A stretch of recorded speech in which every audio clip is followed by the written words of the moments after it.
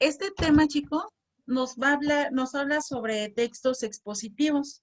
Ustedes recordarán que este tema ya lo habíamos trabajado me parece que era el bloque 2 o el primero, que habíamos hablado sobre la información, cómo debe de estar clasificada y todo esto. Entonces, por esto es que a lo mejor este tema pues ya se te haga también más sencillo, aparte de que también lo es. Entonces, en este caso vamos a aprender una forma correcta de cómo debemos organizar una información al momento de presentar un texto expositivo. Entonces, hemos de recordar primero que un texto expositivo es un tipo de texto que se caracteriza por informar a través de una explicación un determinado tema. Y tiene un texto expositivo como principal objetivo el incrementar el conocimiento de la persona al que está dirigido. Esta persona a quien está dirigido se llama receptor.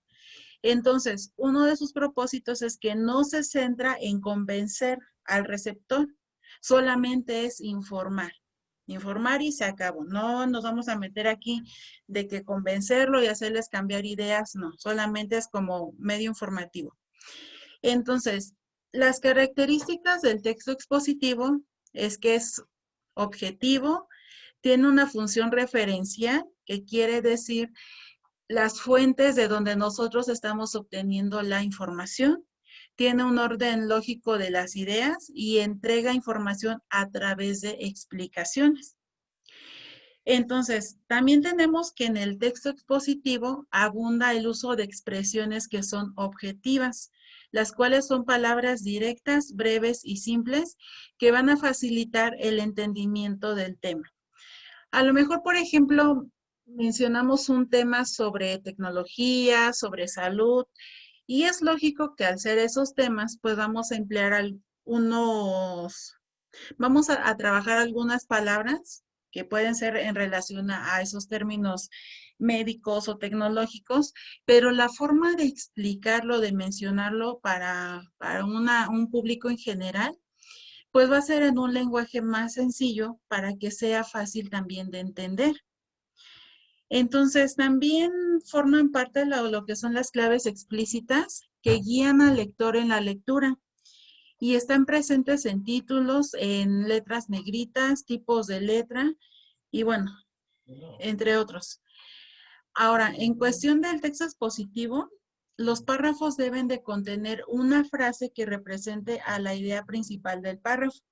Y en el resto del texto, y esto, bueno, debe de justificar lo que es el enunciado. El texto expositivo tenemos que debe de estar redactado en tercera persona, en el que se usan frecuentemente pronombres como él o ella. Y también existen textos en primera persona, en plural. Ahora, ¿cuál es la intención de un texto expositivo? Una de las intenciones que tiene ese tipo de intenciones va a depender del receptor. Receptor, acuérdate que es a quien va dirigido ese tipo de información. El receptor ficticio es el emisor que crea el texto expositivo para un grupo de personas determinado. Y el texto está redactado para las características de este tipo de auditorio. Bueno, según las características de la información. El receptor real es aquel verdadero receptor de la información y en algunos casos la información no está dirigido para el auditorio real, por lo que pueden haber problemas de entendimiento de la información.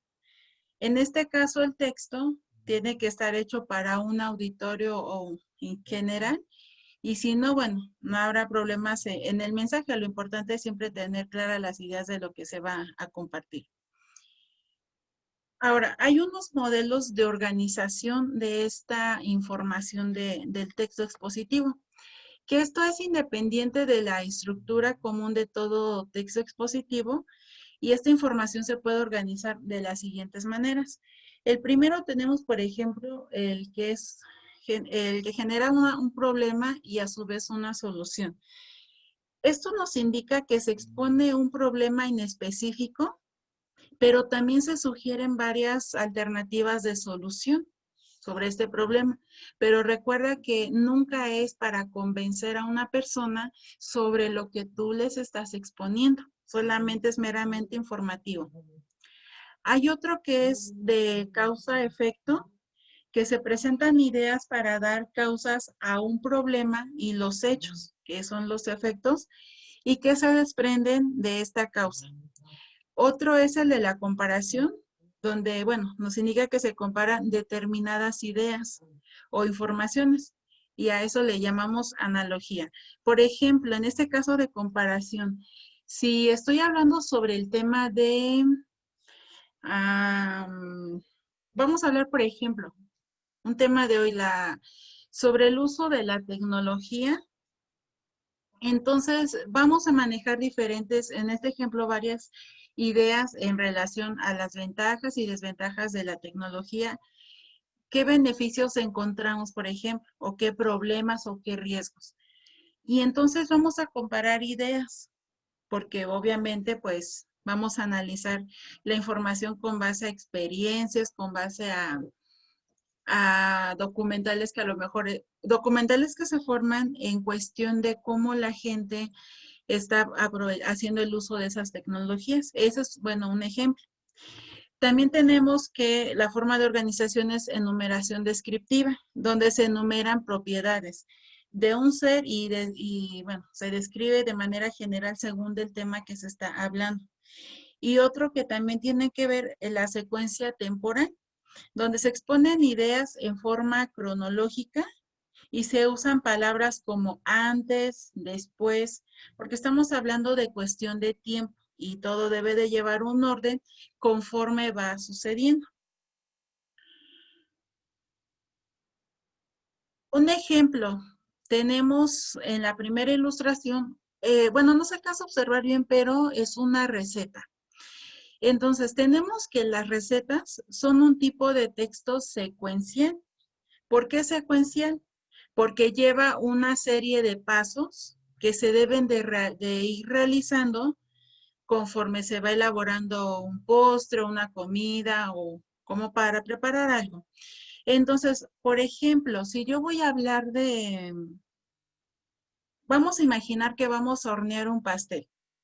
Yo no puedo decir primero que voy a meter la preparación al horno y que después voy a ir integrando los ingredientes. No tendría una lógica. Entonces, al momento de redactar este tipo de textos, sí es muy importante ir mencionando o explicando paso a paso sin omitir ningún procedimiento. O que tenemos una lista de muchos ingredientes y al final en la receta yo mencioné nada más 3. Entonces, por eso es que debe de estar muy, muy bien redactado y como comentamos aquí, explicarlo paso a paso. Por eso es que es un tipo de texto secuencial. ¿Qué otro tipo de texto secuencial ustedes me podrían decir en lugar de, aparte de este de la receta? Se ha trabajado, por cierto, este tipo de texto secuencial en la escuela y creo que también lo vimos en el bloque 2. ¿Qué otro tipo de texto te indica de una serie de pasos a seguir?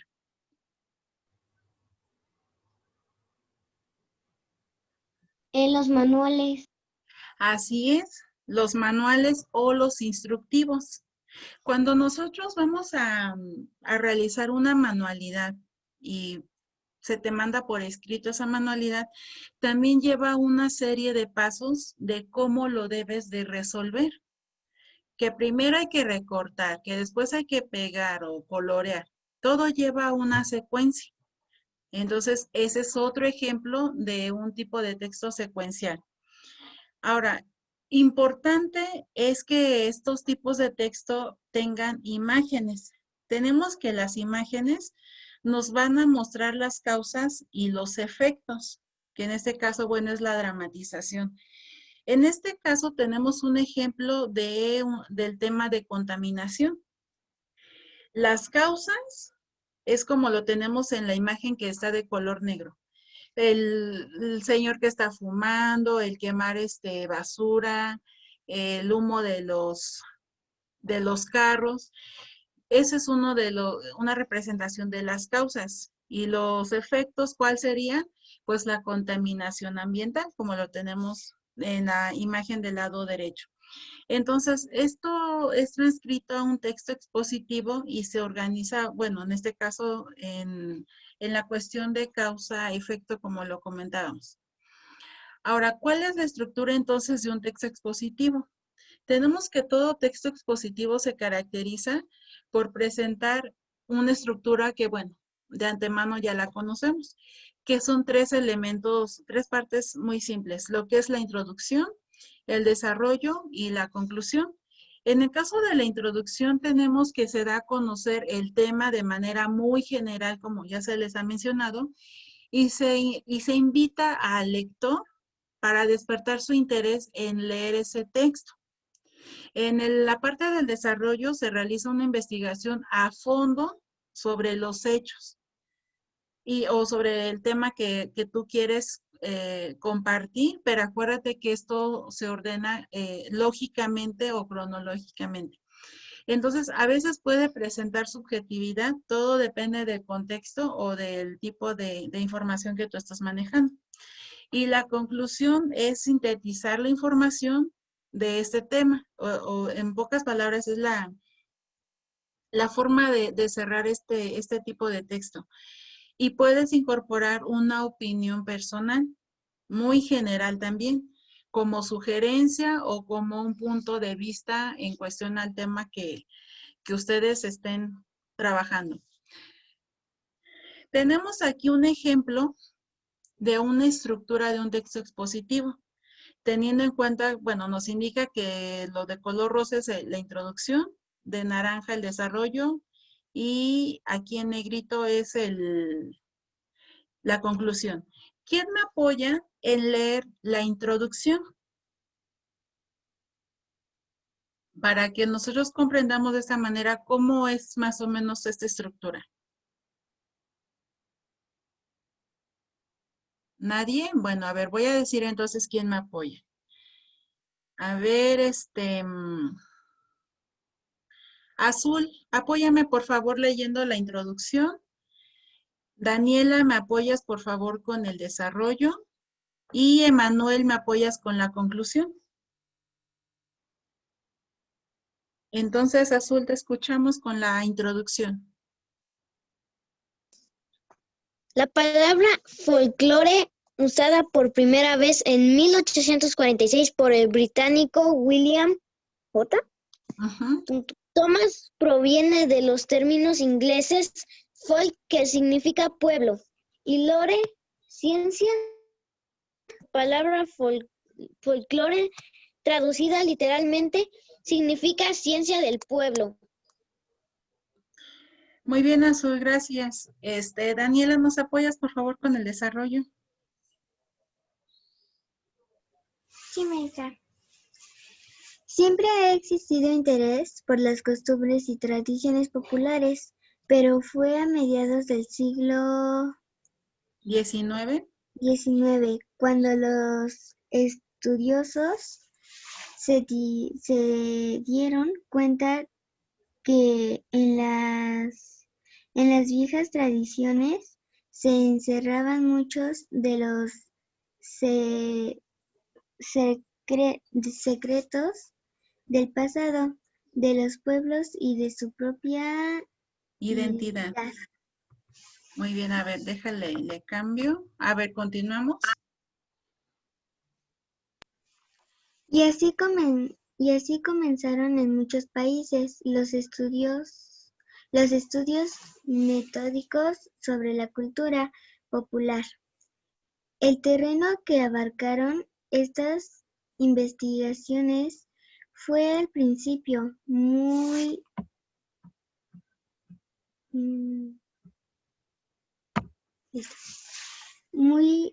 Reducido. muy reducido.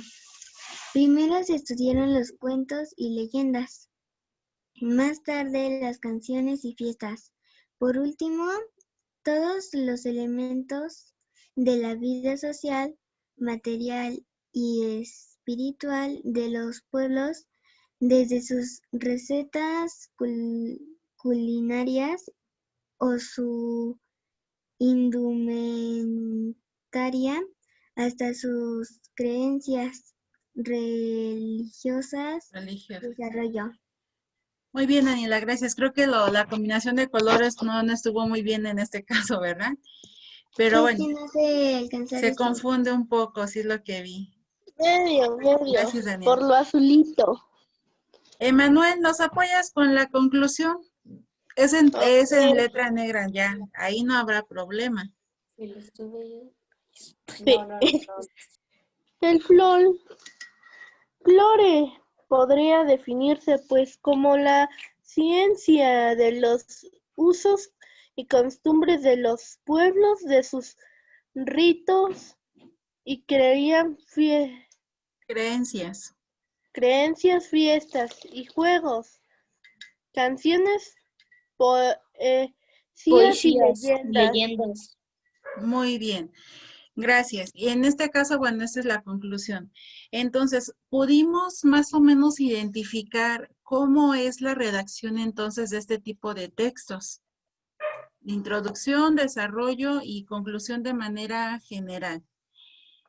Entonces, bueno, esta era una forma de cómo representar y sobre todo lo del orden que nos indicaba anteriormente en la explicación.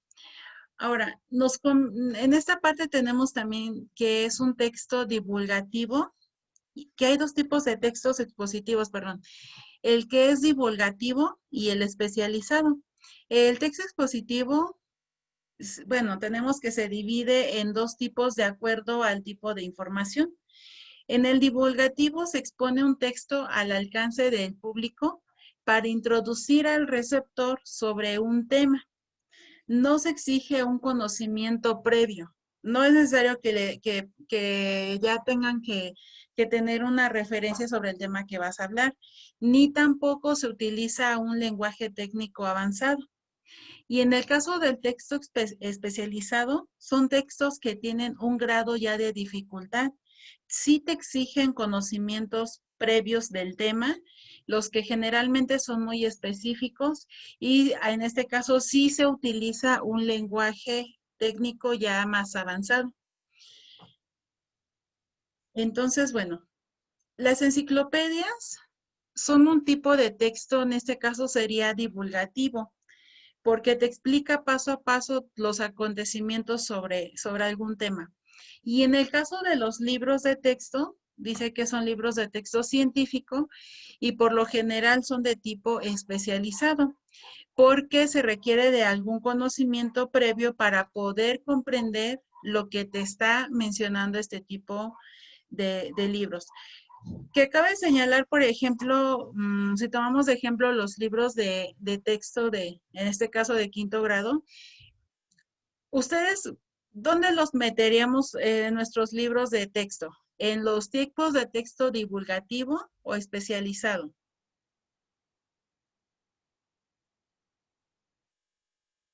A ver, consideren tus libros de quinto, ¿en qué clasificación sería? ¿Divulgativo o especializado?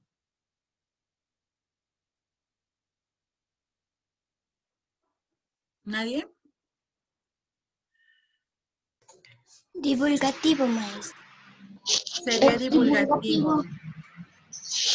Lo podríamos considerar en parte lo podríamos considerar divulgativo porque el mismo libro te está manejando una forma de introducción del tema. Pero, por ejemplo, en el caso del libro de matemáticas,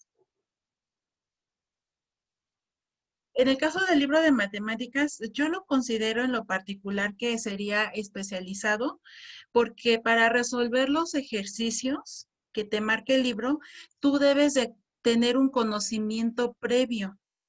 Por ejemplo, lo que acabamos de ver ahorita hace un momento en matemáticas. No es nada más resolver, por ejemplo, la página del área del triángulo y se acabó. No. Tienes que tener primero un antecedente de qué es el área, qué es el triángulo, todo lo que ya se les compartió para entonces poder realizar. Que en este caso, bueno, Yo en lo particular lo consideraría de esa forma, porque ahí no te está dando como que la teoría el libro. Entonces, bueno, a manera de conclusión tenemos que el texto expositivo es un texto de mucha utilidad para nuestra vida cotidiana, porque, bueno, se encuentra en gran parte de los escritos que leemos día a día. Poseen una estructura estática y la información se puede organizar a través de varios modelos, los que se varían según el tipo de información y además, bueno, la información que habíamos comentado que debe de ser redactada según sus criterios como la objetividad y bueno, entre otras que habíamos mencionado. Entonces, también los textos se clasifican según la información que uno va a compartir. Habíamos mencionado si es especializada o generalizada.